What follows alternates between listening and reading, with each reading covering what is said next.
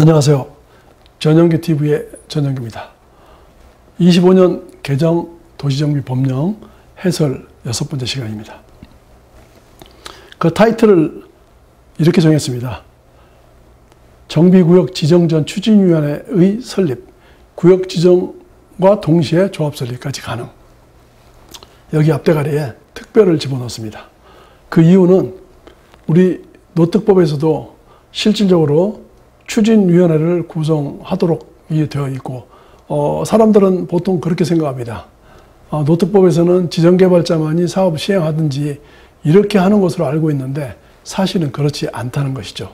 법조문이 19조에서 아주 힘들게 아리까리하게 써놨긴 한데, 거기서 말하는 토지 등 소유이자 수의 과반수 동의를 받아서 다음 각 호의 어느 하나인 사람하고 단독 또는 공동으로 할 수 있도록 규정을 하고 있는데, 거기에 보면은 토지 등 소유자 또는 조합하고 신탁회사 또는 공공시행자들하고 같이 할 수 있도록 하고 혼자도 할 수 있도록 이렇게 되어 있다는 것이죠.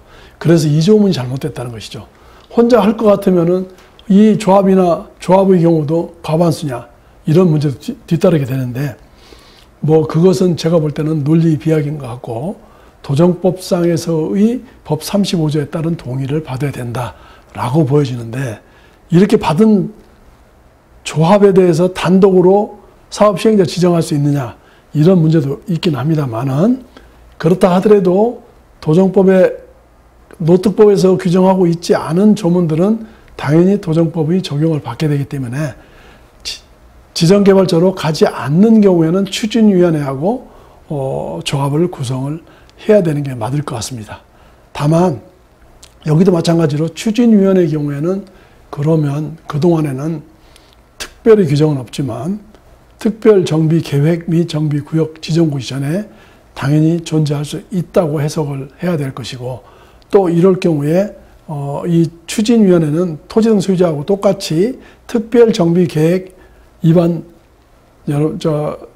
요청하고 요청은 가능하도록 이렇게 되어 있지 않습니까? 그래서 그런 부분들은 유념을 해서 보시고, 특별 정비 구역 고시 전에 추진위원회를 구성할 수 있다. 그리고 그냥 일반 정비구역 지정 고시 전에 역시 추진위원회를 구성할 수 있다라고 해석하는 게 맞다라고 보고, 이러한 해석이 가능하도록 되는 것은 우리 도정법 31조가 개정돼서 25년도 6월 4일부터 시행되기 때문입니다.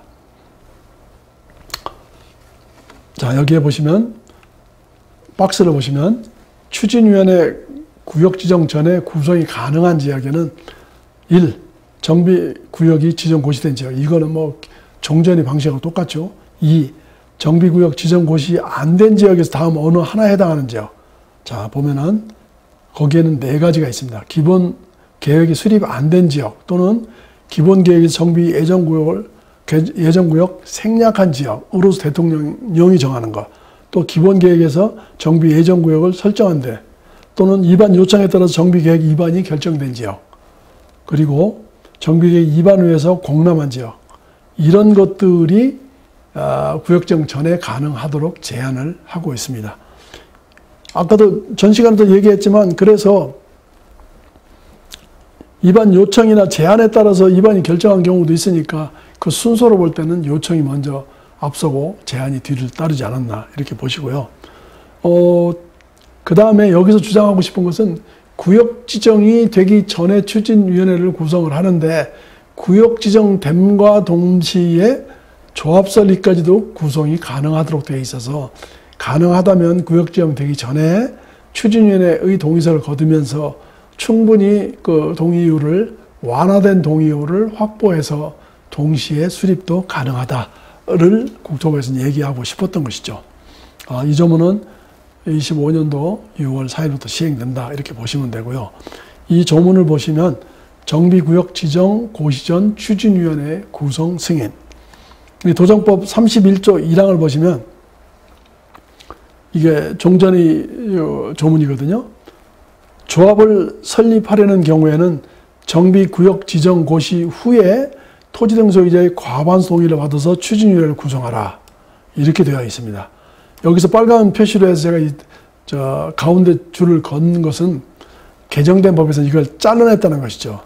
다시 말해서 여기 보시면 이제 이렇게 이해를 하시면 되겠죠. 조합을 설립하려는 경우에는 정비구역 지정고시 후를 삭제하고 바뀐 조문이죠. 다음 각 호의 어느 하나에 해당되는 것을 토지등수의 과반수 동의를 받아라 라고 한다는 것이죠. 눈치가 빠른 분은 이해가 되셨겠지만 이제는 정비구역 지정고시 전후를 가리지 않고 아무 때나 할 수 있다를 얘기하고 싶은 겁니다. 그리고 정비구역이 지정고시 되기 전에 하고 가능한 것은 아까 1, 2, 3, 4, 4번을 이렇게 설명을 했어요. 기본계획이 수립되지 아니한 지역 또는 생략한 지역, 설정이 되어 있는 지역, 예정구역으로. 이것은 말씀드린 대로 당연히 특별정비예정구역도 해당이 된다라고 저는 보고 있는 것이죠.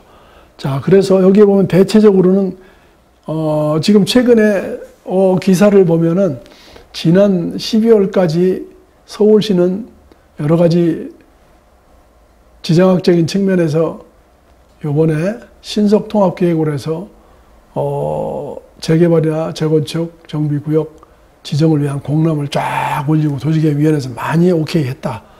결정고시는 안 했지만은 이렇게 진행을 했다라고 하는 것을 여러분들께서는 신문 보도를 통해서 알고 계실 겁니다.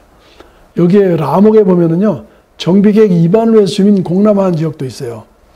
제가 이거 쭉 알고 있는 지역들을 한번 살펴보시면, 작년에 고시를 공람을 했던 지역은 용산구 후암 6획지 도시정비형 재개발 사업, 송파구 올림픽 패밀리 재건축 사업, 대치동 미도 아파트, 또 개포동 경우연 아파트, 뭐 이런 것들이 작년에 다 공람을 거쳤습니다. 따라서 공람을 거친 것은 여러분들 여기 나와 있는 라목에 해당되는 지역으로 무조건 이것은 추진위원회를 구성을 할 수 있는 것이죠. 다만 지금은 이쪽이 거의 지금 25년도 2월달이나 3월달에 구역 지정이 된다고 얘기하고 있기 때문에 개정법의 혜택을 받기는 개정법의 혜택을 받기 이전에 이미 구역 지정이 되기 때문에 큰 실익은 없습니다만은 말씀드린 대로 구역 지정되고 난 이후에 올해 연말까지는 이러한 사업장들이 조합으로 갈 수 있는 혜택을 받을 수 있다. 여러분들은 이렇게 이해를 하시면 되겠습니다. 그래서 25년도 6월 4일 이후에는 정비구역 지정 고시 전에 추진위원회 구성이 가능하고 동의율이 충족되는 경우에는 조합 설립 절차도 병행이 가능했다가 고시 이후인 25년도 6월 4일 이후에 조합 설립도 가능하다. 이렇게 이해를 하시면 되겠습니다. 그래서 두 번째 이 섹션에서는 조합 설립하고 정비구역 지정 절차를 병행할 수 있다라는 것이고, 물론 정비구역 지정고시가 안 됐는데 조합 설립 인가를 받는 것은 어렵습니다. 그러나 조합 설립 정비구역 지정고시가 되면은 동시에 또는 이시에 그 이후죠, 병합적으로 할 수 있다라고 한다는 점이시죠. 여기 보면은 재개발 사업의 경우에는 이렇게 되어 있어요. 4분의 3 토지 면적의 2분의 2 이상의 동의를 받아서 정비구역 지정 고시 후 인가를 받아라 라고 되어 있어요. 이것은 무슨 뜻이냐면은 동의를 받을 때는 정비구역 지정 전후를 필요 없이 지정 전에도 동의를 받을 수 있다라는 것이고, 인가를 받을 때는 구역 지정 고시된 즉시 받을 수 있다라고 한다는 의미시죠. 여러분 잘 이해를 하시기 바랍니다. 그 현행법하고는 좀 다르죠. 그리고 이것은 재건축의 경우도 마찬가지예요. 재건축의 추진위원회는 동의를 걷는 것은 구역 지정 전에도 동의를 거둘 수 있다. 그런데 동별 또는 전체 그리고 상가의 동의를 충족하고 나서 정비구역 지정 고시가 되면은 인가를 받아라 라고 하는 점이 다르다는 것이죠. 그러니까 여러분들은 이 규정이 지난 12월 30일 날 본회의에 공포됐고 오는 25년 4월 달에 예정이 되기 때문에 완화된 동의율도 적용을 받게 됩니다. 여기 보시면 다시 한번 설명이 되겠지만은 특히 재건축 사업의 경우에 35조에서는 기존의 동별 동의 요건을 과반수로 되어 있는데 3분의 1로 완화시켰어요. 그리고 여기서 가장 중요한 것은 뭐냐면은 상가, 복리시설은 하나의 동으로 봤는데 이 부분도 그럼 똑같이 동의 완화에 포함돼서 상가까지 3분의 1로 완화되는 것으로 규정을 봐야 된다는 것이죠. 그런데 이것은 예민한 부분이기 때문에 시행령에서 특별히 정하는 경우에 3분의 1로 하도록 이렇게 유예를 시켜놔서 앞으로 이게 재건축 사업을 하면 쟁점이 상당히 많이 있을 거로 봅니다. 특히 상가 조합원들에 대해서는 필요 이상으로 아파트 주민에 비해서 수가 적다는 이유로 여러 가지 열등적인 지위에 놓이게 되는데 이 조합 설립의 동의율이 사실은 많이 바뀌면서 상가에 대한 동의를 누구나 한번 케어해 준 적이 없다라고 보여집니다. 그래서 앞으로 향후에 상당히 많은 쟁점이 있을 것으로 보여집니다. 그리고 이번 시간에는 여기까지 정리를 하고요. 다음 시간에는 용도지역의 완화 및 문화시설 설치 이런 정도로 진행을 하도록 하겠습니다. 오늘은 이 정도에서 정리를 하겠습니다. 고생하셨습니다.